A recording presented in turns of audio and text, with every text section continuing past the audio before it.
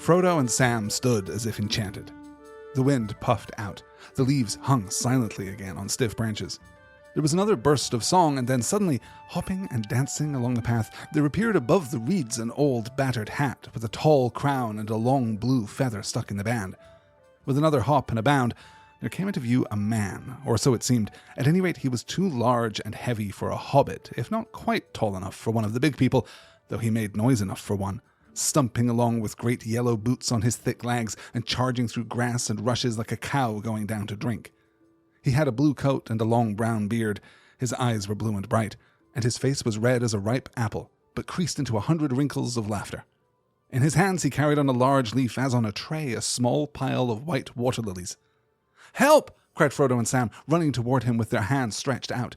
"Whoa, whoa, steady there!" cried the old man, holding up one hand, and they stopped short, as if they had been struck stiff. "Now, my little fellows, where be you a-going to, puffin' like the bellows? What's the matter here, then? Do you know who I am? I'm Tom Bombadil. Tell me what's your trouble. Tom's in a hurry now. Don't you crush my lilies." Welcome to Shire Reckoning. I'm Alistair Stevens this week. One of the most divisive, confounding, elusive characters in the entire legendarium, a riddle, wrapped in an enigma, clad in a blue jacket with yellow boots. We're talking, of course, about Tom Bombadil.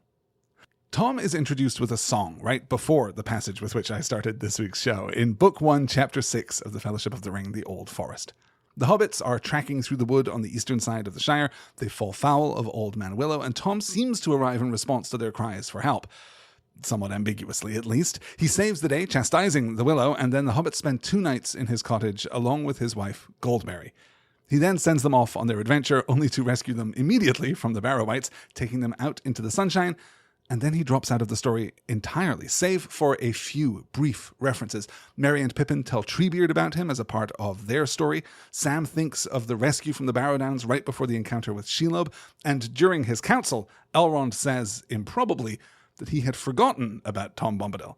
And then, of course, after the War of the Ring, immediately prior to the scouring of the Shire, Gandalf goes to the Old Forest for, quote, "such a talk as I have not had in all my time," leaving the hobbits to deal with Sharky on their own.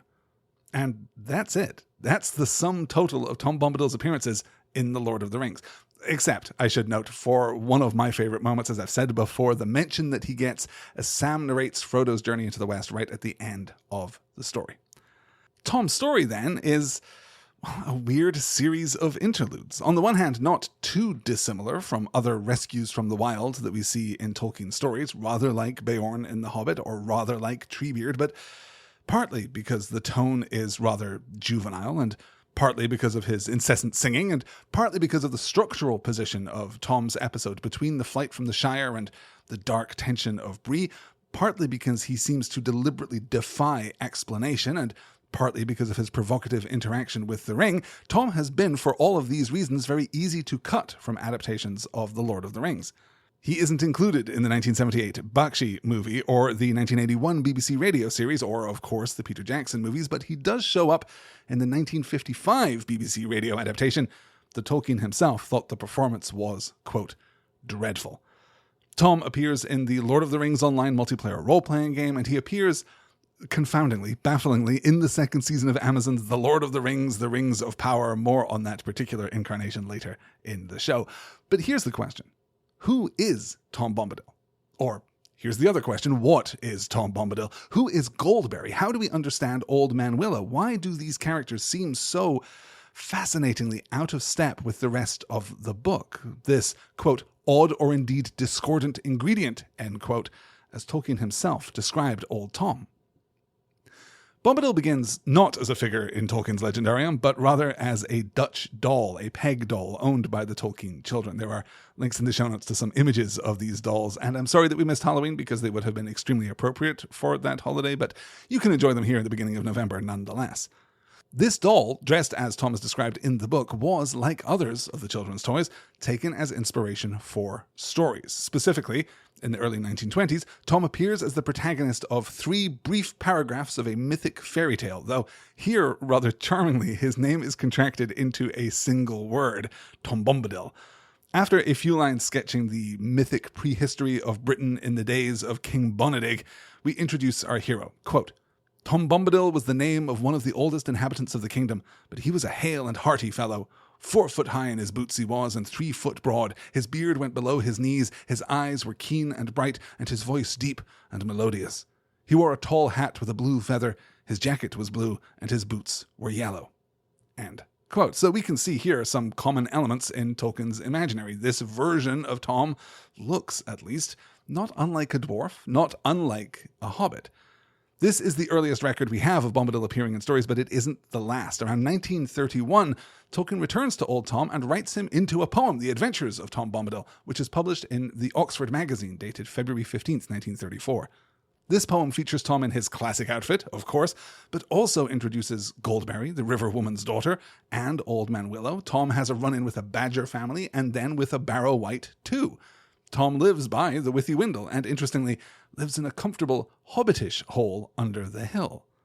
The poem is in a very familiar meter, very consistent with what we see from Tom in The Lord of the Rings. More on that, I promise, later. In 1937, then, after the success of a little novel called The Hobbit, Tolkien briefly considers Bombadil as a possible protagonist for the sequel. But even as he's suggesting it to his publishers, he wonders if the character is already kind of played out in the poem already published in Oxford Magazine. Thus, Tom finds his way into the narrative of The Lord of the Rings in this cameo role, and the rest is history.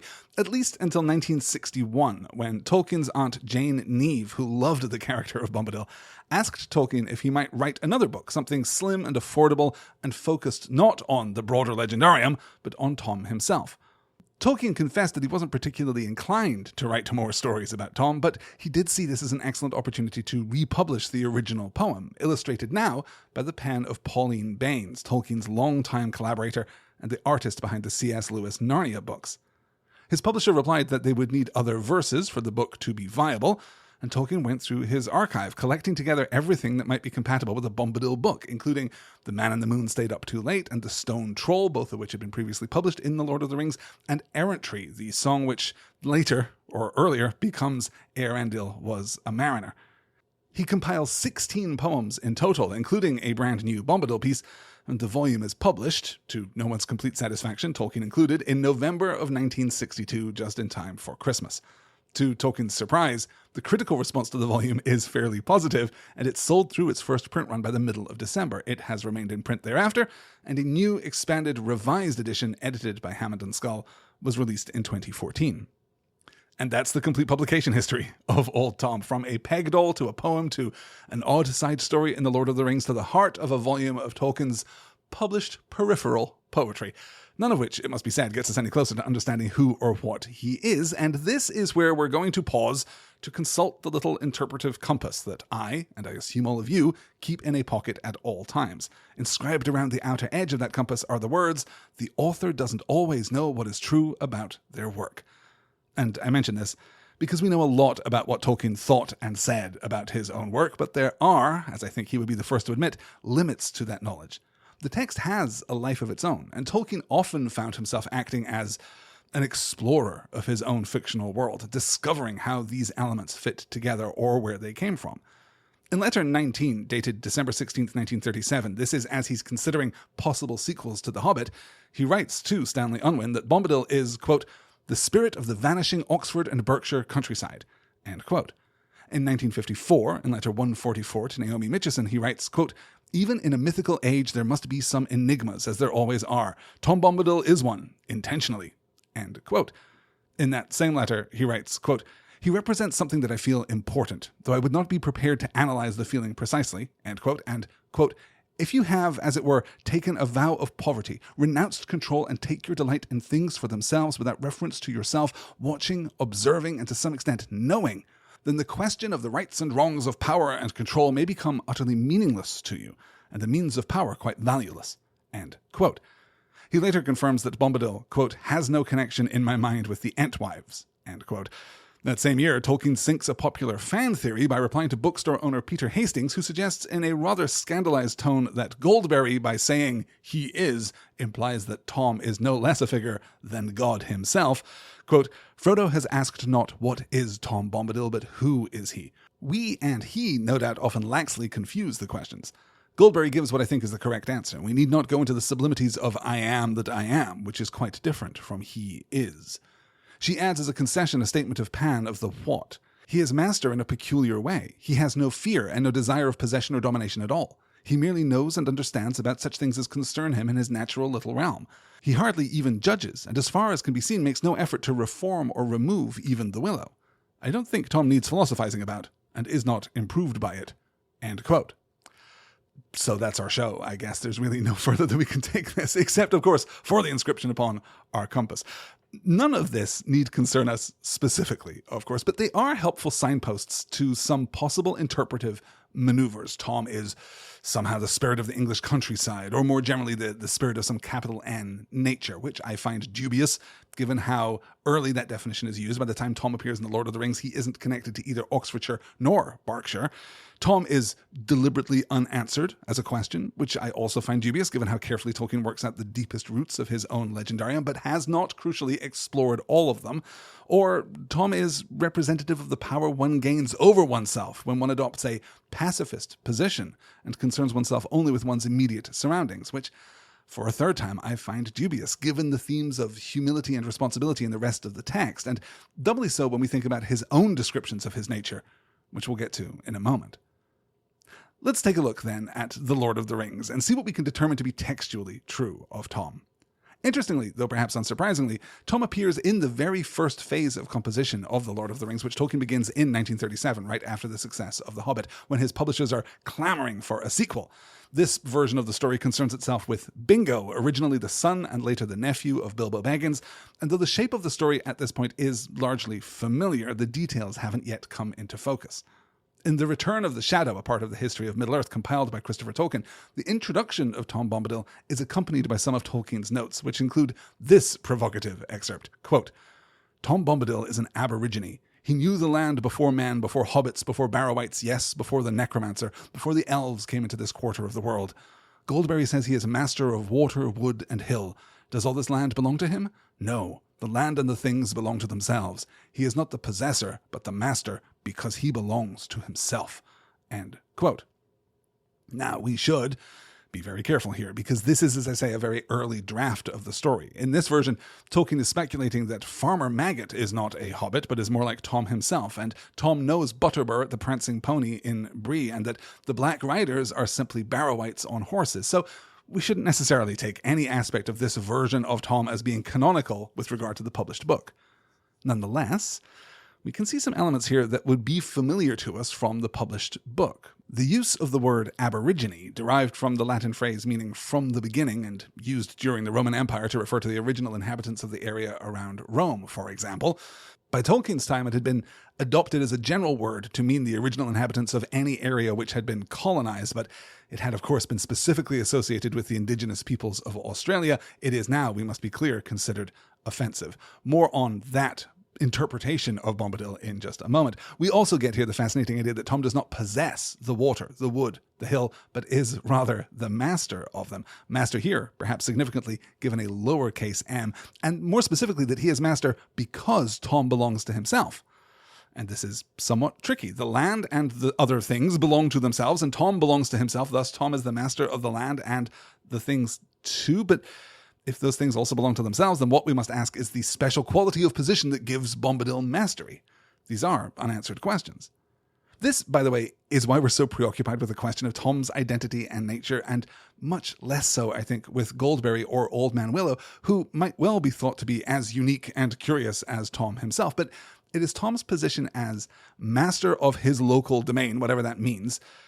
It implies that he is, well, creating the space, defining it, making room for other characters, up to and including the Badgers from the original stories, and possibly even the Barrow-wights here too, for all that they are given their own history in the timeline of Middle-earth. We'll get there. Later in this chapter, in The Return of the Shadow, Christopher acknowledges the problem of Tom Bombadil without offering a real answer. Tom, much as he does in the published Lord of the Rings, tells the hobbits that he is older than anything else they know of. Quote, "Tom was here before the river or the trees. Tom remembers the first acorn and the first raindrop. He made paths before the big people and saw the little people arriving. He was here before the kings and the graves and the Barrow-wights. When the elves passed westward, Tom was here already, before the seas were bent. He saw the sun rise in the west and the moon following, before the new order of days was made. He knew the dark under the stars when it was fearless, before the Dark Lord came from outside." End quote. And as Christopher says, this does not quite connect with what Tolkien had written of the oldest histories of Arda, in which Melkor, the Dark Lord, enters into Arda at the moment of creation, just like the Valar and the Maiar. There is, kind of by definition, no history of Arda before the Dark Lord comes into it. So it is possible, as Christopher outlines, that Tom isn't talking specifically about Arda, the whole world, the whole universe, but rather Middle-earth, which means that he might be talking about the period after Melkor has been taken in chains to Valinor across the ocean. He's later released, at which time he engages in some playground gossip with the Noldor and incites the beginning of a rebellion against the Valar, then recruits Ungoliant to his cause, kills the trees, steals the Silmarils, scoots on back to Middle-earth with the host of the Noldor hot on his heels. And it is possible that that sliver of time might account for Tom's own description of himself, but let's be honest, that isn't how it reads. If you know your history of Arda, then Tom seems to be speaking pretty unambiguously. He was here first. All of this is to say that right from the beginning, Tom Bombadil reads a little like fan fiction, a little crossover episode between this sequel to The Hobbit and a poem that Tolkien had written several years before. He doesn't quite originate within the Legendarium, but then The Hobbit, as originally written, also doesn't quite originate within the Legendarium. So let's take a look at the events of the brief chapters in which Bombadil appears and see what we can find. So the hobbits, all four at this point, head east from Crick Hollow into the Old Forest, hoping to avoid the mysterious Black Riders. The Old Forest is already pretty enchanted, but when Merry and Pippin are captured by Old Man Willow, Frodo, quote, without any clear idea of why he did so or what he hoped for, end quote, runs off to find help, and immediately hears a song from behind him, not back toward the Shire, but from deeper within the forest. Quote, hey doll, merry doll, ring-a-dong dillo, ring-a-dong hop along, fa la the willow, Tom Bom jolly Tom, Tom Bombadillo. End quote. Frodo and Sam stand as though enchanted, waiting for him to arrive. All the while, Tom is singing about gathering water lilies for Goldberry, already warning the willow not to interfere with his journey home. Poor old willow man, you tuck your roots away. Tom's in a hurry now. Evening will follow day. Tom's going home again. Water lilies bringing. Hey, come derry doll, can you hear me singing? He's described, as we said earlier, as being taller than a hobbit, but not large enough to be one of the big people. His description, in fact, would very much remind the reader of one of Tolkien's dwarves, all beard and heft and sturdiness, if not for the fact that the song is very different. Tom then rescues Merry and Pippin by singing to Old Man Willow, apparently exhibiting some kind of power or lowercase m mastery over the tree, and then goes off to prepare his home to welcome the hobbits later in the evening. The hobbits trail along after him through the forest and eventually find themselves in the house of Tom Bombadil, the 7th chapter of Book 1. They there meet Goldberry. They eat and rest and sleep through the night. This is when Frodo has his dream of Barad-dûr and shadows. They spend the next day, which is rainy, Goldberry's washing day, we're told, resting more and talking with Tom. That evening after eating, Tom tells Frodo to show him the ring, and much to Frodo's surprise, he does. But Tom merely plays with it for a moment, then puts it on to no effect, and then returns it to Frodo. To confirm that this is still the real ring and not some product of prestidigitation, Frodo puts the ring on and learns that Tom can still see him. Tom then teaches them a song to sing to call to him, if they are ever in need, and then they go to bed again. This is the night where Frodo has my favorite dream, the one that I already referenced, the one that will be used to describe his passage to Valinor at the end of the story, and then they depart the next day. Keeping with the zigzag adventure structure of this part of the book, this sawtooth structure, they are almost immediately lost in a mist and are captured by the Barrow-wights. Frodo has the presence of mind to call to Tom, who comes to rescue them and set them running naked across the grass, restoring their spirits. Weird that we didn't do that in the movie, now that I think of it. Anyways, he takes out the treasure from the barrow and lays it in the sunshine, giving the hobbits 4 swords of Westernesse. Frodo, of course, will lose his at the ford of Brunnen and replace it with Sting, and Merry's will burn away in the slaying of the Witch King of Angmar, but the other 2 will make it back all the way to the end of the story. Tom then takes the hobbits on their ponies to the road and points them toward Bree and Barlam and Butterbur. He says, farewell. Quote, Tom's country ends here. He will not pass the borders. Tom has his house to mind and Goldberry is waiting. End quote. He then rides off on his pony, Fatty Lumpkin, and, as I say, drops out of the story. Later in Rivendell, Elrond will say that Tom is known to them as Earwain Benedar, we call him, oldest and fatherless. This is sometimes taken as an indication that there is something unnatural about Tom, that he isn't a part of Ilúvatar's creation of the earth because he isn't the child of the father, right? Ilúvatar is translated as all father, but interestingly, in the Silmarillion, at least, Ilúvatar isn't directly referred to as father. as the biblical Jesus instructs his followers to do of God in the New Testament, for example. The only time that Iluvatar is positioned as father is by Aule, when he describes metaphorically his relationship with Iluvatar thus, quote, "As a child to his father, I offer to thee these things, the work of the hands which thou hast made," end quote. And we'll talk a little more about the creation of the dwarves, the scene from which this excerpt is taken, and the figure of Aule in just a minute, but it is worth noting that Elrond's description of Bombadil doesn't necessarily suggest that he isn't a part of Iluvatar's intended creation, which would be a huge thing to wrestle with, honestly, but rather that he's simply the originating point of his own life, rather than the offspring of any other. And that's the gloss of Tom's role in the story, the way that he fits into the fairy tale peril and rescue format twice over, first from Old Man Willow and then from the Barrow-wights. But we can't just judge Tom by his action, by his narrative purpose. Because Tolkien is Tolkien, we have one other means of seeking meaning in the characterization of Tom. As I promised at the beginning of the episode, it is time to take a look at his songs, and there are a lot of them, but we're only going to pull half of the first real verse that he sings because it is, let's say, illustrative. Quote, "Old Tom Bombadil, water lilies bringing, comes hopping home again. Can you hear him singing? Hey, come Merrydoll, Derrydoll, and Merry-O, Goldberry, Goldberry, merry yellow berry-o. Poor old willow man, you tuck your roots away. Tom's in a hurry now, evening will follow day. Tom's going home again, water lilies bringing. Hey, come Derrydoll, can you hear me singing?" End quote. The structure of Tom's songs is a little complicated. Unusually for Tolkien, it is arranged in trochaic heptameter with 7 pairs of syllables in each line. Each pair has the first syllable stressed, a stressed, unstressed pair. That is a trochee. We get 7 of those in each line, but rather than the 14 syllables that would imply in each line, we consistently drop 3 syllables, one in the first and second feet, which imply and are often literally represented on the page by exclamation points, old Tom, hey, come, poor old, and so on. We also usually drop the unstressed syllable from the 4th trochee, which works like a semicolon between the first half and the second half of the sentence. Thus, we end up with 11. So rather than, forgive me for this, dum-da-dum-da-dum-da-dum-da-dum-da-dum-da, that's 7 feet, 14 syllables, what we actually get is dum-dum-dum-da-dum-dum-da-dum-da-dum-da. Old Tom Bombadil, water lilies bringing. Poor old willow man, you tuck your roots away.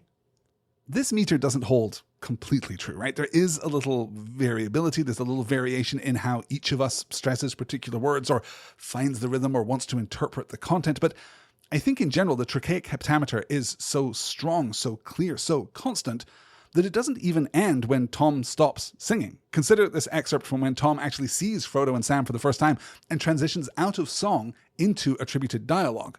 "Whoa, whoa, steady there," cried the old man, holding up one hand, and they stopped short as if they had been struck stiff. "Now, my little fellows, where be you a-going to, puffin' like the bellows? What's the matter here, then? Do you know who I am? I'm Tom Bombadil. Tell me what's your trouble. Tom's in a hurry now. Don't you crush my lilies." You hear it right there? It's the exact same rhythm. It's the exact same metrical structure. The same trochaic heptameter. Old Tom Bombadil, water lilies bringing. Whoa, whoa, steady there. Now, my little fellows. We could spend a lot more time considering this poetry, but I mention it here only to call out those things which strike me as most significant in terms of how Tolkien is thinking about Tom and representing that on the page, and of course what we can learn from that. The most obvious thing, perhaps, is to note that Tom is, as I say, always singing even when he isn't. Moreover, when Frodo and the other hobbits are visiting with him, they find themselves, quote, "singing merrily as if it was easier and more natural than talking," end quote. Tom is very closely connected to song, which, if nothing else, assures us that he may be unusual, he may be unfamiliar, but he is a good guy. The rhythm of his song, though, is specific and is fascinating. The trochee, the stressed, unstressed pair, is the opposite of the iamb, right? The more commonly used form in Tolkien's poetry, the unstressed, stressed pair. Most of the poetry in The Lord of the Rings is in iambic tetrameter. From the walking songs of the hobbits, the road goes ever on and on, to the songs of the elves, for example, A Elbereth Gilthoniel, iambic tetrameter. Fascinatingly, we also get songs from the hobbits and the elves which alternate lines of iambic tetrameter, that's 4 feet, and trimeter, that's 3 feet. And if you combine those lines with a semicolon, as Tom's lines are often combined, then you would get a kind of iambic heptameter, the metrical opposite of Tom's own meter. Think of Bilbo singing, I sit beside the fire and think of all that I have seen, of meadow flowers and butterflies in summers that have been. Or Legolas, for example, singing the lay of Nimrodel. An elven maid there was of old, a shining star by day. Her mantle white was hemmed with gold, her shoes of silver grey. Iambic, heptameter, both. 7 metrical feet, each one unstressed and stressed, the opposite of what Tom Bombadil is doing. And we might read in Tom's choice of meter a different perspective then from the elves. We can certainly observe this rhythmic difference, right? Iams are languid and wistful and deliberately paced, while trochees are punchy and immediate and propulsive. Tom Hillman, by the way, spotted a pun in Bombadil's poetry that I have never noticed in all my many years of reading. I will link to the blog post in the show notes because it is fantastic, but the heart of it is this. As I say, the trochee is the metrical foot upon which Tom's songs are dependent, but it isn't just more rhythmically propulsive. It derives its name from the Greek word treko, which means to run, shortened from trakaios poos, meaning running feet. This means that when Tom, in praise of himself, sings, his songs are stronger songs and his feet are faster, he might not be talking about his very familiar yellow boots, but he might actually be talking about the speed of the metrical feet of his poetry. His songs are stronger songs and his feet are faster because I sing, as you see, in tracheic heptameter. That didn't quite scan, but you see what I'm going for here. There is no way to know how intentional that is, of course, but it is a thing of absolute beauty either way. So now we've kind of considered Tom's history and his place in the story and how he expresses himself on the page, which means that we've put it off for long enough. We've made our observations, now we think through the implications. Who and what is Tom Bombadil? Firstly, I'm going to discount any kind of metatextual read that interprets Tom as being the avatar of Tolkien himself, or of the reader, or of the Tolkien children, or of any other real person. This is pretty solidly antithetical to Tolkien's intent as a writer at every point in his creative process, which is very well documented thanks to Christopher Tolkien and the others. Tolkien is dedicated to the internal consistency and realism of his world. At no other point in the Legendarium do we see a cameo appearance from a real person or a direct reference made. The closest we get is the similarities, so we're told, between C.S. Lewis and Treebeard, which I think is completely opaque to the casual reader. Furthermore, Tolkien seemed to respect the boundary which existed between himself and his work. In a footnote to letter 180, he asserts, quote, I am not Gandalf, being a transcendent sub-creator in this little world. As far as any character is like me, it is Faramir. End quote. So, A, Tolkien isn't a character in his own world, and B, if he were, he would be Faramir and not old Tom Bombadil, which is good enough for me. I'm also, for very similar reasons, confident that Tolkien, though he draws inspiration from numerous sources, isn't just copy and pasting a character from somewhere else, particularly not Väinämöinen, the lead character from the Finnish poetry collection, the Kalevala. It's a fascinating work. There are obviously archetypal similarities between Väinämöinen and Bombadil, but their position in the text are very different. Tolkien pretty comprehensively resists the urge to simply replicate existing figures in other stories in his own work. Gandalf and Merlin share some obvious similarities, yes, but they are, in fact, very different. I'll also acknowledge here the various thematic reads of Bombadil, including Verlin Flieger's positioning of Tom as a thematic counterpoint to Sauron himself, which I find rather convincing, but thematic interpretation, that is, what does Tom mean, isn't quite the same question as what is Tom. We'll circle back to this, I think, at the end of this discussion. Okay, disclaimers aside, let's get to work. We can, I will put my foot down here, be confident that Tom Bombadil is not God, either in the guise of the Catholic god of Tolkien's own real-world faith, or Eru Ilúvatar, the god of his secondary world. And we can be sure of this, not just because of Tolkien's own insistent dismissal of this conclusion, but because Tom doesn't do what God does, the thing which is completely definitive of Ilúvatar as we meet him in the Ainulindalë, the thing which Tolkien most often attributes to God throughout his life. Tom Bombadil does not create. He doesn't make art. He doesn't craft gems and jewelry. He doesn't build great towers or beautiful boats.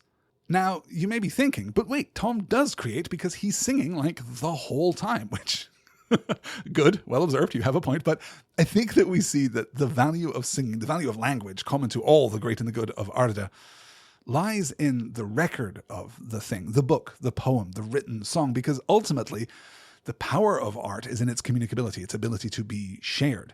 Tom's songs aren't shared, aren't recorded, and don't pass beyond the narrow borders of his own land. Indeed, per Hammond and Scull's blog, Too Many Books and Never Enough, Tolkien wrote to his friend Neville Colkill in 1954 and said, quote, "Bombadil is a deliberate contrast to the elves who are artists, but B does not want to make, alter, devise, or control anything." End quote. Thus, in the absence of the impulse which is core to our sense of who Iluvatar is, we can be pretty sure, I think, without an over-reliance on Tolkien's letters, that Bombadil is not God. So what, then, does that leave us? Well, according to Tolkien's own schematic of creation, if Tom isn't Iluvatar himself, or an avatar of Iluvatar, is he one of the Ainur? Is he one of the Valar? One of the Maiar? The idea that Tom is a Vala is an easier one to address because thanks to the Valaquenta in the Silmarillion, we know the Valar. We have a sense of their domains, their areas of interest, their personalities. We know that there are a defined and definite number of them. We can strike many of them out because they just don't fit with what we know of Tom. But we should certainly consider all of them, including the Valir, those of the Valar who took female forms, because Tolkien tells us in the Silmarillion that their gender exists independently from their appearance and they can look however they like. Now, some will argue, right from first principles, that Tom cannot be of the Valar because of that discussion in the Council of Elrond that says if Sauron is successful, then Tom will fall. Last, sure, but he will fall nonetheless.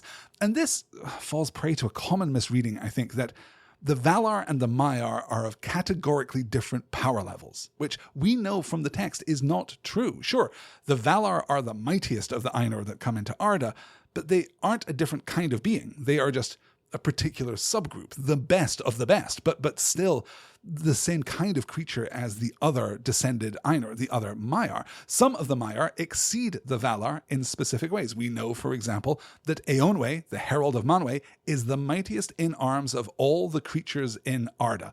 There's no qualifying subclause there. He's just the mightiest, meaning that he's better with a sword and a spear than anyone, including Orome, the huntsman of the Valar, and Tukas, warrior of the Valar. It isn't therefore impossible to imagine a world in which Sauron, a Maia, eventually overpowers even a Vala, particularly if there are some things that this particular Vala will not do. That said, there's no real connection between Tom and the Valar as we get them in the Valaquenta. Orome and Tukas are off the table immediately because of Tom's approach to conflict and battle, his on-the-page pacifism. There doesn't seem to be a connection with Manwe, the Lord of Air. We might see a temptation to associate Tom with Ulmo, the Lord of Waters, but Ulmo is a famously solitary figure, and we have Goldberry to consider. Some, including scholar Jean Hargrove, see Bombadil as being Aule, the smith of the Valar and the father of dwarves, while Goldberry, temptingly, is therefore a secret guise for Yavanna, his spouse.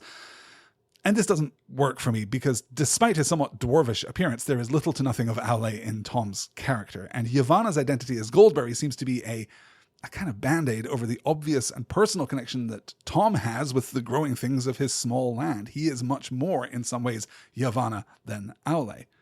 We might therefore be tempted to connect Tom to Irmo, better known as Lorien, the Valar of dreams and visions, not least of all because of the dreams that Frodo has while staying with him. But there are other prophetic dreams in the Legendarium, and almost none of them happen while the dreamer is staying with Tom, which might suggest coincidence rather than causation. Though this connection might be more compelling than the Aule connection because Lorien is married to Este the Gentle, a powerful healer of hurts and weariness. But then again, Este is connected with the color grey, not the green, of Goldberry. So if there are no convincing candidates among the Valar, and I really don't think that there are, must we move on to the idea that Bombadil might be one of the Maiar? Well, it is definitely possible, and it's certainly a popular theory, but it presents some specific problems, including some that we've already addressed. Tom's age, for example, the idea that he was here before Melkor and the others came into Arda in the first place, the idea that the ring has no power over him, which we might be willing to whistle past if Tom were of the Valar, generally more powerful than the Maiar, but we know for sure that other Maiar, including Gandalf, are afraid of the power of the ring to corrupt them, which would suggest that Tom would not be free from this temptation. I'm also, by the way, very skeptical of the idea that if one is possessed of enough power, you can resist the ring indefinitely. It seems very clearly to be the case that it is Frodo's lack of power that enables him to bear it for so long before surrendering. Gandalf suggests that his greater strength would make him yield to the ring, or claim the ring, much more quickly to much more devastating effect. Rather, it seems to be Tom's self-mastery that frees him from the power of the One Ring, though What exactly that means is open to interpretation. We will circle back to this in a little while. Similarly, we seem pretty sure during the Council of Elrond that Tom, even if he had the ring, would lose in a straight-up fight against Sauron, which stands contrary to the idea that Gandalf and Galadriel and, hey, even Boromir are tempted to use the ring to defeat Sauron and in so doing become something worse. There doesn't seem to be the suggestion that we ought not to use the ring because we will still lose in a stand-up fight. It's that we will become new Dark Lords. Tom isn't just outside of the ring's influence. He can't, it would seem, wield its power. So is Tom a Maya? Is he one of the Ainur who descended into Arda at the moment of creation, who helped craft the world?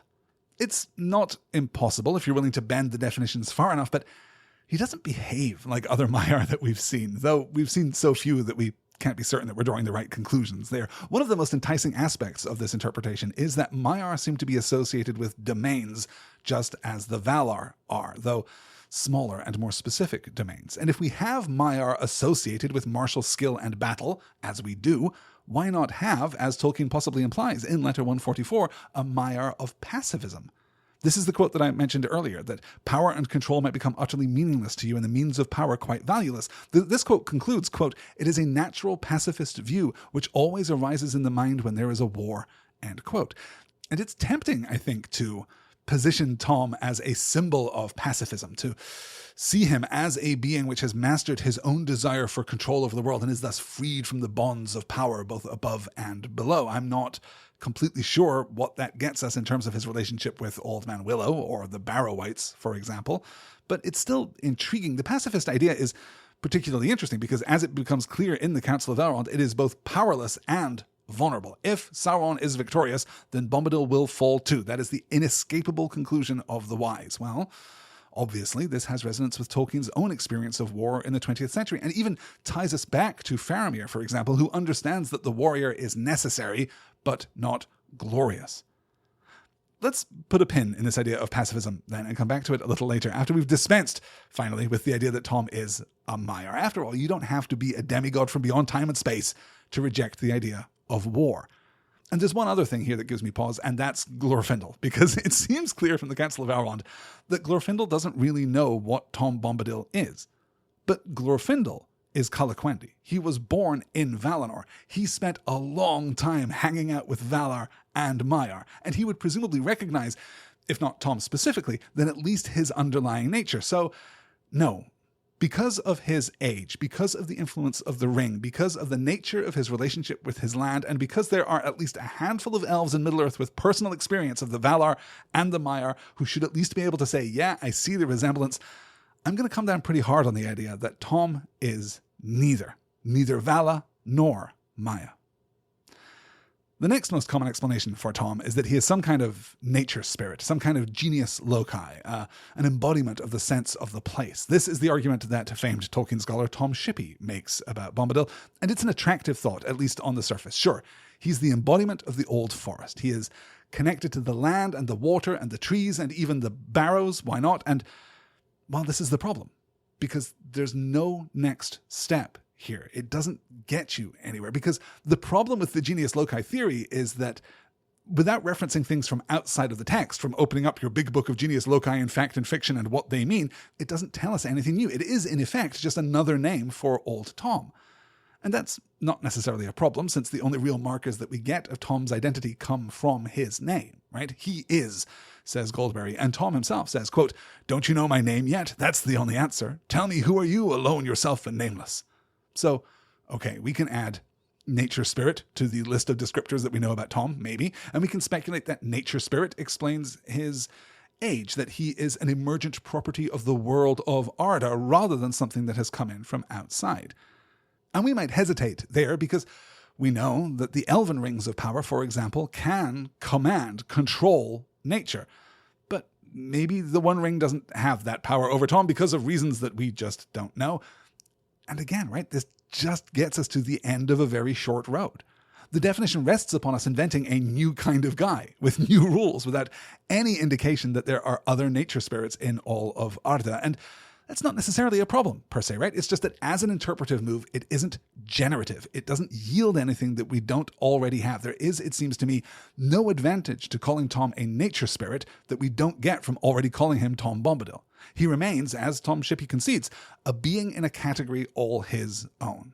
Or maybe not quite all his own, since we would probably extend whatever definition we attribute to Tom to include Goldberry and Old Man Willow too, who is described by Tom in the first draft as, quote, grey, thirsty, earthbound spirit, end quote. But I'm dissatisfied by a reading strategy that depends on us defining a new thing in Tolkien's world, which conveniently matches exactly the qualities we observe in the characters in this chapter, and then putting all of those characters in that same category. We might as well say that Sam resists the ring as well as he does because Sam belongs to a special category of beings called Sams, and one of the properties of Sams is that they aren't susceptible to the ring.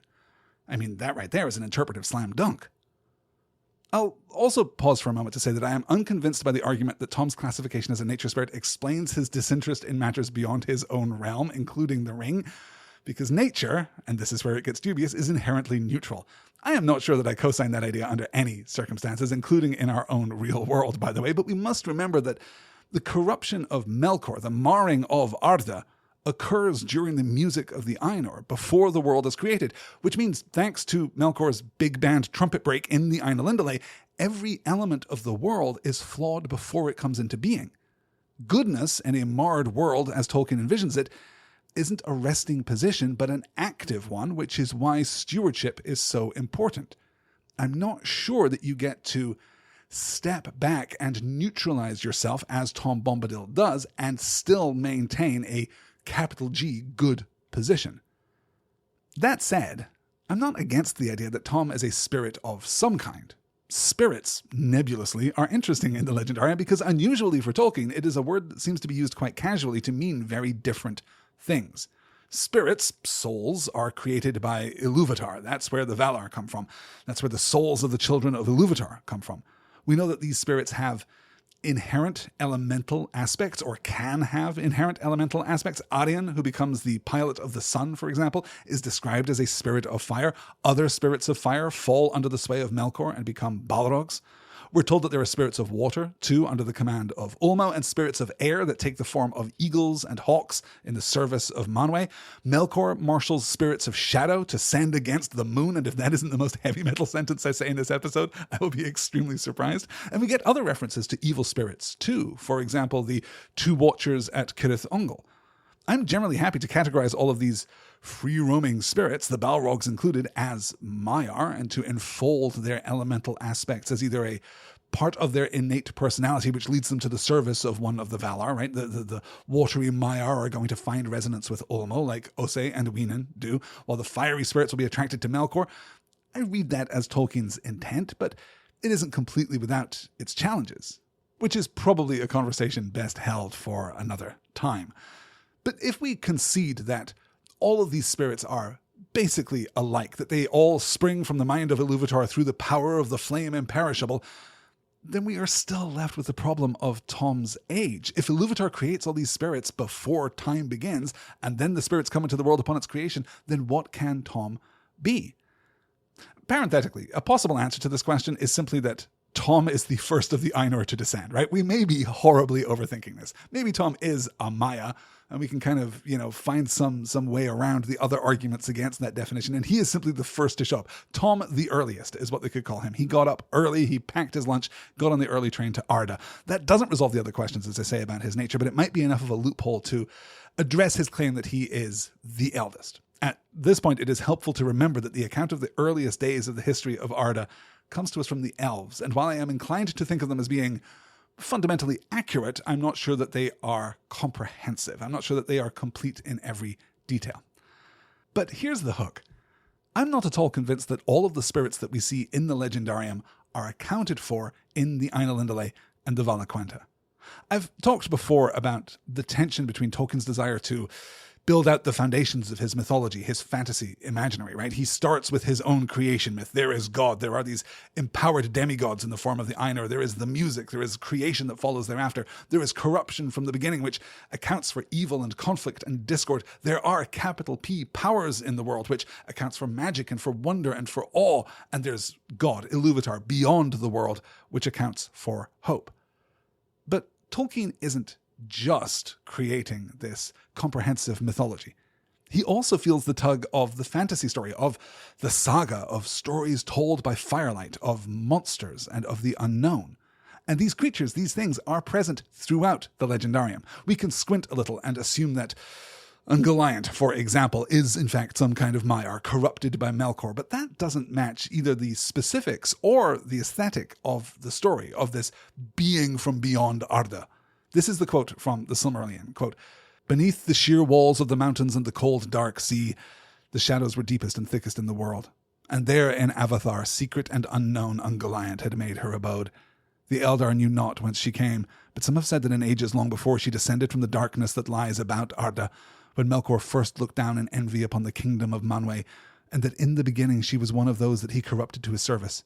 But she had disowned her master, desiring to be mistress of her own lust, taking all things to herself to feed her emptiness, and she fled to the south, escaping the assaults of the Valar and the hunters of Orome, for their vigilance had ever been to the north, and the south was long unheeded. Thence she had crept toward the light of the blessed realm, for she hungered for light and hated it." End quote.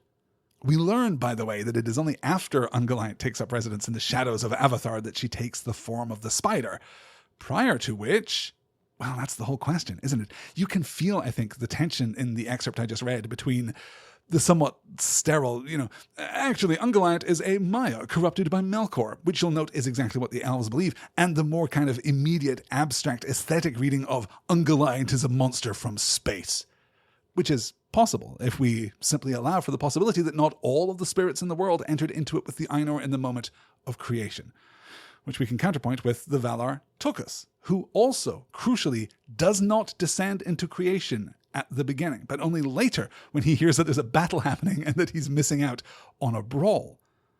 And I'm not at all sure that these spirits enter into the world after it has been created, after it has been populated by the Valar and the Maiar. In fact, I think we can be certain that there are spirits in the world created by Iluvatar within creation prior to the arrival of the Ainur. In Chapter 5 of Book 3 of The Lord of the Rings, we get Gandalf the White's account of his battle with Durin's Bane. Quote, "We fought far under the living earth, where time is not counted. Ever he clutched me, and ever I hewed him, till at last he fled into dark tunnels. They are not made by Durin's folk, Gimli, son of Glóin. Far, far below the deepest delvings of the dwarves, the world is gnawed by nameless things. Even Sauron knows them not. They are older than he. Now I have walked there, but I will bring no report to darken the light of day." End quote.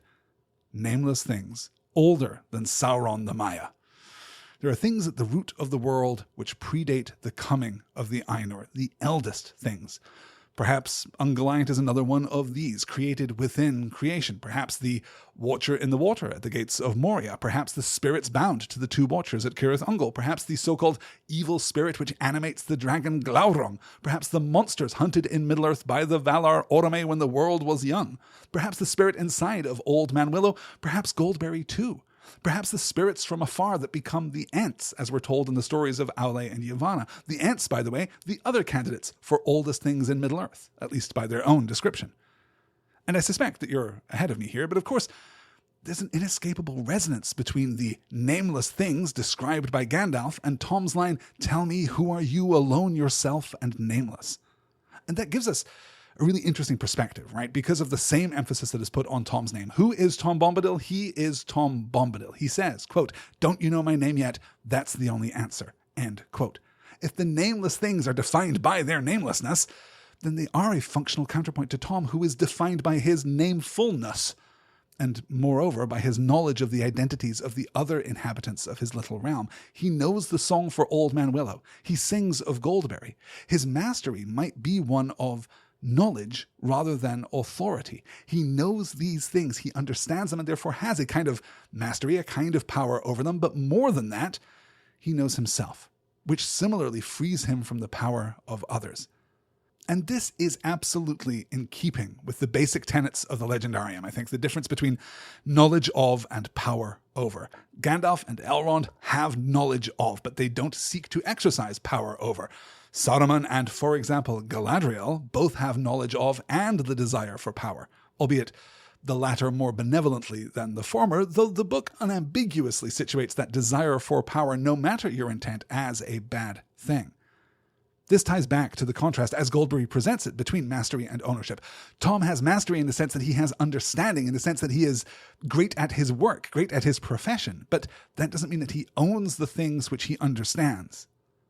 And I want to pause for a second to think just a little more about names and naming in the oldest parts of the Legendarium, because it seems as though, in addition to the nameless things older than Sauron, some of the Maiar themselves are nameless. We're told in the Silmarillion, in the Valaquenta, that, quote, their number is not known to elves, and few have names in any of the tongues of the children of Iluvatar.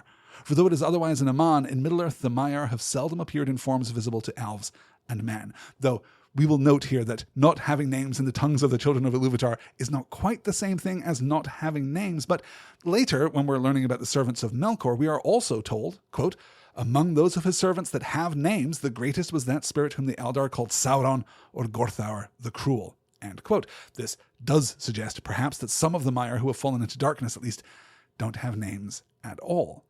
And we might also consider, in this context, the elves, the firstborn children of Iluvatar, who wake in the darkness under the stars and go forth. Quote, long they dwelt in their first home by the water under stars, and they walked the earth in wonder, and they began to make speech and to give names to all things that they perceived. End quote. This obviously invites us to speculate about why the nameless things are nameless, as well as tying us to Christian theology and the importance of the task of naming, though we should distinguish here between Tolkien's secondary creation and his real-world faith. Names, even when given, aren't fixed. We learn a couple of chapters later in the Silmarillion that the Noldor delight in finding new names for things that are already, named. The Noldor are, quote, changeful in speech, for they had great love of words and sought ever to find names more fit for all the things they knew or imagined. End quote. Names, then, are important, but perhaps within Tolkien's creation less philosophically important, less axiomatically important than they are in some other mythic traditions, Christianity included. Tolkien's philology here making itself known once again. Names aside, Tom can also be pretty effectively defined in terms of his relationship to his immediate environment. Remember, I don't know, the better part of an hour ago when I mentioned the Mitchison Letter 144, Tolkien writes that when you, quote, take your delight in things for themselves without reference to yourself, watching, observing, and to some extent knowing, then the question of the rights and wrongs of power and control might become utterly meaningless to you, and the means of power quite valueless, end quote. And we can think there of how Tom approvingly describes Farmer Maggot, quote, there's earth under his old feet and clay on his fingers, wisdom in his bones, and both his eyes are open. End quote. These, from context, are considered by Tom to be, capital G, capital T, good things. And we can look at this more effectively, I think, by returning to this idea of the ring. The ring has no power over Tom. We know from the rest of the book that the ring's primary means of exerting power, of exerting control, of exerting influence, is through suggestion, is through seduction, is through lies. Sam's garden swollen to the size of a realm, Boromir's might at arms, and the restoration of the Gondor he loves. The ring tells you what you want to hear so that you will obey it. But if Tom is truly self-aware, if he is his own master, then the lies of the ring would have no power over him. Don't you want a bluer jacket? Whispers the ring. Don't you wish your boots were just a shade yellower? And Tom thinks, wait, I know who I am. Those aren't my thoughts. Those aren't my wishes, and dismisses them. I'm simplifying, obviously, but I do think that there's a core idea here that really works and is very compatible with Verlin Flieger's positioning of Bombadil as the thematic counterpoint to Sauron, because it combines this idea of self-mastery, of the power of names, and of context, of environment. Tom doesn't have power outside of his realm because he doesn't know the land outside of his realm. He doesn't go beyond his own borders because, we might well speculate, the Tom of Bree or the Tom of Rivendell or even the Tom of the Shire is a different kind of Tom. We might even speculate that it is Tom's knowledge that has granted a fullness of being, a reality to both Goldberry and Old Man Willow, that they have been in some sense uplifted from Tom's own story. Though, as long as this podcast is, I am pretty reluctant to explore that in more detail at this point. But If we take Willow to be nothing more than an unusually empowered willow tree, and if we're interested in exploring the connections between Goldberry and water, right, River Woman's daughter, her feet in pools of water, the connection to the rain of her washing day, maybe she is something like a naiad of the Withywindle, right? But we're back there to creating a new category of guy and attributing it to her, or attributing her to it, I suppose. All of this might be a little elevated because Tom so completely understands them, which would be, perhaps, to think back to previous conversations we've had, representative of a very special kind of stewardship. Obviously, this conclusion, such as it is still a little soft, and we are still perilously close to Tom being in a category of one, practically, if not literally. But I love the idea that Tolkien's inclusion of Tom, this representation of something important within his secondary creation, points toward all of those fascinating and brilliant and contradictory and challenging parts of the Legendarium which are at their best, strangely, because they don't completely fit within the world that Tolkien presents. Just like Ungoliant, just like the Watchers, just like Eärendil, Tom gestures to a world that, for all of Tolkien's painstaking development and etiological mythology, still defies our complete understanding, and reminds us again that the world is wide and deep and complex, and both good and evil manifest within that world in unexpected ways. And in that way, when we think of the power of names to shape and define, when we think about the importance of self-knowledge, when we think about the virtue of stewardship, it might well be said that Tom, for all his strangeness, for all his superficial incompatibility, fits his world better than any resident of Middle-earth.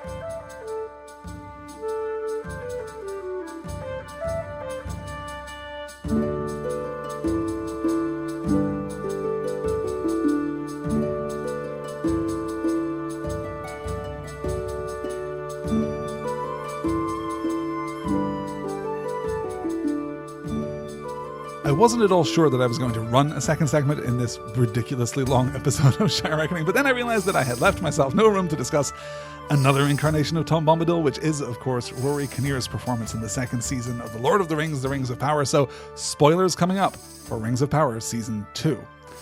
This is genuinely a fascinating topic because it exemplifies, perhaps more than anything else in the second season of The Rings of Power, exactly the strengths and the weaknesses of that show. Because, to take the negative first, Tom, as he is presented in Season 2, not only makes no internal sense, he makes no sense in terms of the established Tolkien text either. His plot, his role, his purpose, his moment-to-moment motivations, the themes he illustrates.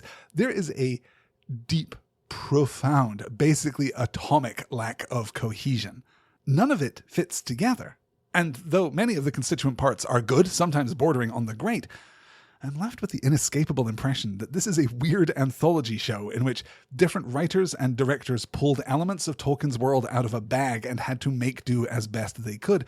The Gandalf storyline is by far, I think, the worst example, and so Tom suffers from his involvement in it. For those of you who haven't seen the show, which by all accounts is a lot of people, the mysterious stranger who was obviously 100% Gandalf right from the jump is revealed to be, in fact, Gandalf, but only after hanging out with Tom Bombadil in the deserts of Rhûn in order to get his staff and to absolutely recreate the Dagobah sequences from The Empire Strikes Back, actually. If there's anything we know about old Tom, it's that he isn't connected to any particular region of Middle-earth. Obviously, he has like a healthy side business, training wizards, offering gnomic wisdom, and is deeply invested in the politics and drama of the wider world.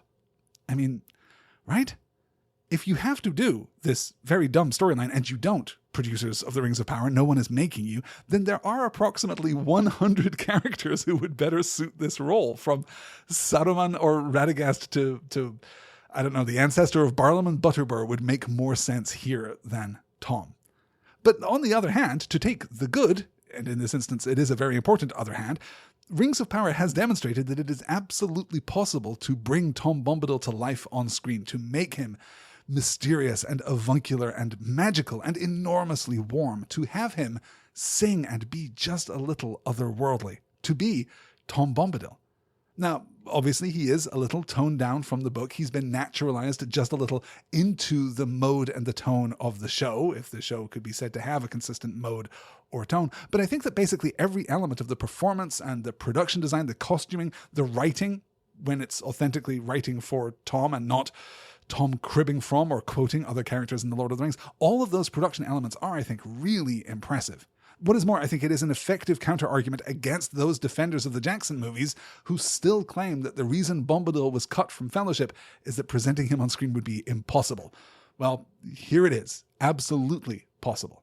Difficult, yes. It takes an actor like Rory Kinnear who constantly and fascinatingly walks that line between warmth and inscrutability, right? Something that is simultaneously affable but also elusive. He is such an interesting actor, and this is really great casting.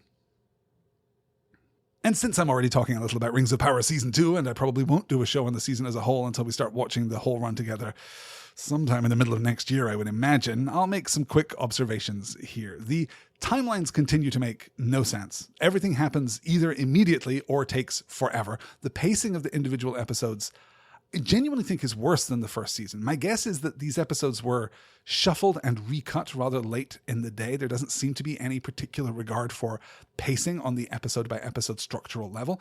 The casual disregard for consistent geography has now taken on a kind of gleeful quality, which, if anything, is at least entertaining. And because we're cutting from storyline to storyline so quickly, I am left with the sense that each of these worlds, these bubbles, are very small and very isolated, that each of the great cities of the Second Age houses at most like 8 or 10 people. The Khazad-dûm storyline continues to be enormously reliable, anchored in some really good performances, though there's a strong sense that we are sometimes spinning our wheels in order for other storylines to reach the point at which we are going to intersect. We're waiting for other stories to catch up before we push the Khazad-dûm story further. I think, as I said previously, that Sophia Nomvete as Disa and Owain Arthur as Durin are the best performances in the show. They certainly have the best chemistry. Morfydd Clark remains fantastic, as does Cynthia Addai-Robinson as Miriel. Rob Arameo as Elrond is really improving this season. I think that he has been given more to do and has proved his merit thereby. Charles Edwards does some mostly fantastic work with Celebrimbor in a storyline that really struggles to find consistent pace and purpose. Unfortunately, I think that we have very much seen the limits of what Charlie Vickers can do as Sauron. His Anatar was not great. Though, again, I'm loath to blame the actor when the story is as hesitant and contradictory as that one is. The Lyndon Gil-galad storyline was a lot of filler, though I enjoyed very much Ben Daniels as Círdan the Shipwright. I suppose here, I'll just rank the stories and we'll close out that way. I will put Khazad-dûm first, of course. I will put maybe Numenor second, Eregion third, Adar and the Orcs fourth, Lindon fifth, the Southlands and Pelargir sixth, but like a low sixth, and the Hrun Stranger Hobbits story, I don't know, 9th, 10th, 15th, way down, way down at the bottom. It's not good. Though even there, as I said, there are some good moments. Overall, I think the season is significantly worse than the sum of its parts, but largely broadly comparable to the first season. Though, yeah, even there, I think its strengths and weaknesses are strangely different than the first season. We will continue to see how things go in season 3, I guess. Before we get to the almanac and the wrap-up of this week's very long episode, a sincere thank you to all of you for listening, for supporting independent media criticism and analysis in a world that desperately needs more independent media criticism and analysis. I do this work because I love it, and honestly because I'd be having these conversations anyway, but also because I think it's important to do this kind of analysis, to have these conversations, to think like this about complicated subjects in public, because otherwise we cede public spaces to advertising and to rage baiting, two poisons which are becoming increasingly difficult to tell apart. I started podcasting many years ago to create inclusive and positive spaces in which we can discuss these things which are the most important, most essential, most human things: stories and storytelling. Thank you, genuinely, for listening and for making this whole thing possible. If you would like to support this work directly, then patreon.com/nextword is the place to do so, and the place to get access to the whole library of bonus episodes for Shire Reckoning, for my genre fiction show Stars and Swords, for a, comprehensive study of the filmography of Tom Cruise and the podcast The Last Star in Hollywood, and lots more besides patreon.com/nextword. Thank you.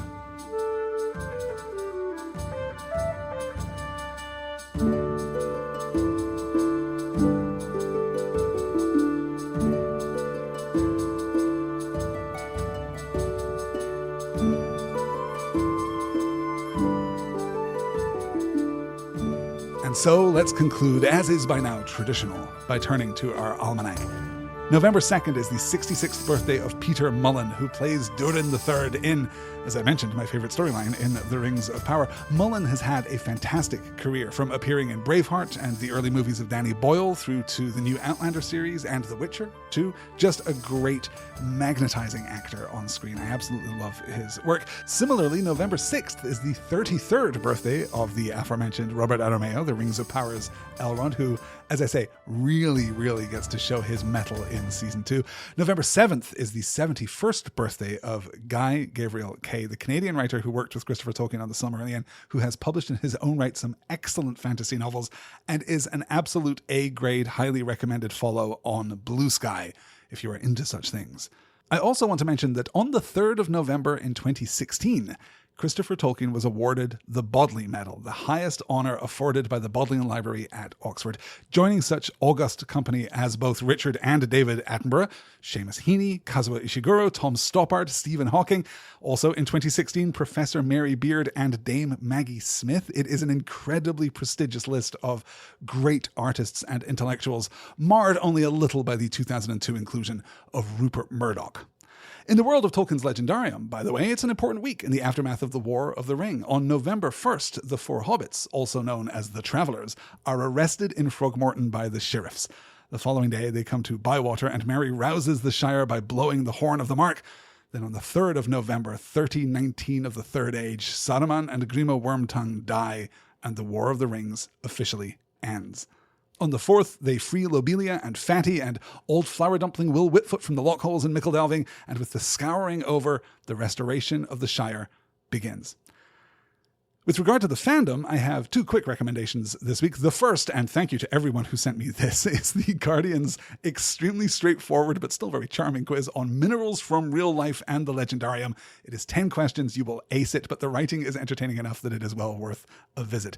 The other thing of note this week is the 3rd edition of the Tolkien Fanfiction Survey, which is collecting demographic information about people who write and read, as you might guess, fanfiction set in some corner of the Legendarium. I will link to the main page, but note that the link at the top doesn't work because it takes you to the previous version of the survey. You'll have to scroll down to where it says, click here to start the Tolkien Fanfiction Survey, wherein you will start the Tolkien Fanfiction Survey. As I've said before, I'm not much of a fanfiction guy myself, but I am so curious to see the results of this survey. In academia, well, there's been a lot of discussion this last week about the claim that the political right has on the works of Tolkien, which is on the one hand dispiriting, not least of all because it proves how few of these genuinely reprehensible people have ever actually read Tolkien's work. On the other, it is a tension that has existed in the Academy since his work was first published.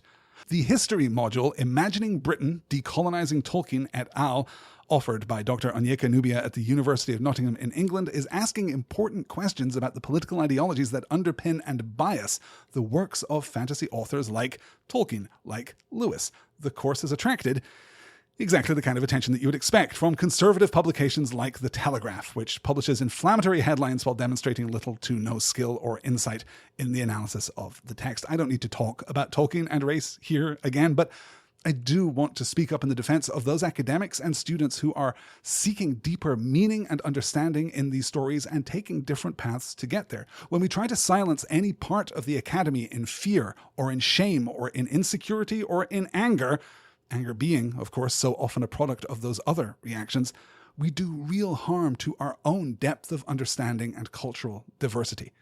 And there's powerful irony at work here, of course, that in the same week that the Telegraph protested the allegation that Tolkien is racist, the Department of Homeland Security here in the US invented new racist readings of Tolkien's work in order to boost recruitment to ICE. We might be reminded that the sole action taken by Frodo when he is deputy mayor of the Shire while waiting for old Will Whitfoot to recover from his imprisonment is to defund the sheriffs and return the Shire to its people. In other, much happier news, I read this week Bo Walter's Lothlorien, Gendered Spaces, Cartographic Nominalism, and Galadriel's Queerness from the new release of Mythlore. And while I'm not sure that I completely follow every single step of every single one of the arguments all the way to the end, it is an excellent exploration on how to read Lothlorien as a representative example of Tolkien's depiction of the feminine in all its complexity.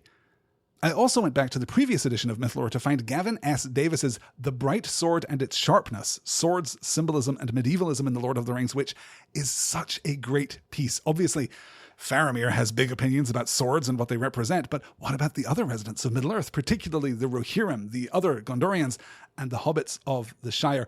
I particularly love Davis's argument, which is very well put together, that the hobbits presumably have swords, presumably in some number, held over from a time when life in the Shire was a little less secure than it is today, but that they have been repurposed as decorations, as trinkets, as mathams. It is well worth your time. The link is in the show notes. And Davis also has a YouTube channel, which is fairly new, but also really worthwhile. I will link to that in the show notes too.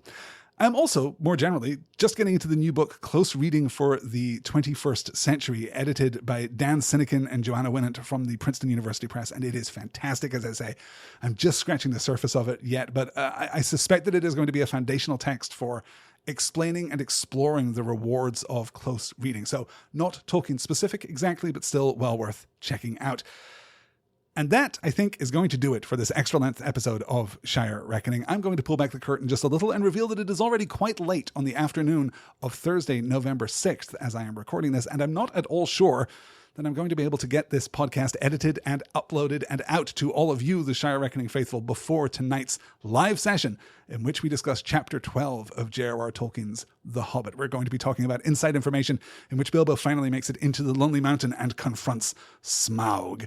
It's going to be a great discussion. If by some chance this podcast has hit your feed prior to 9 p.m. Central Time tonight, the 6th of November, then head on over to the Patreon page, patreon.com/nextword. Sign up to follow that for free or pledge a few dollars a month to help me keep making podcasts, and you will get the link to the live session where we are going to talk, as I say, about Bilbo and about Thorin and about the introduction of the Arkenstone, albeit at some distance, and we're going to be talking about Smaug 2. I will be back on Sunday with a regular length episode of Shire Reckoning as normal, and then hopefully next Tuesday we'll be back to our regular live schedule too. I apologize for the inconsistent release schedule over the course of the last couple of weeks. I hope that this extra length episode has been at least somewhat worth it. If you have thoughts on Tom Bombadil, then please do get in touch and let me know. You can find me in all the places listed in the show notes. Thanks so much for listening. Until next time, Aure and Teluva.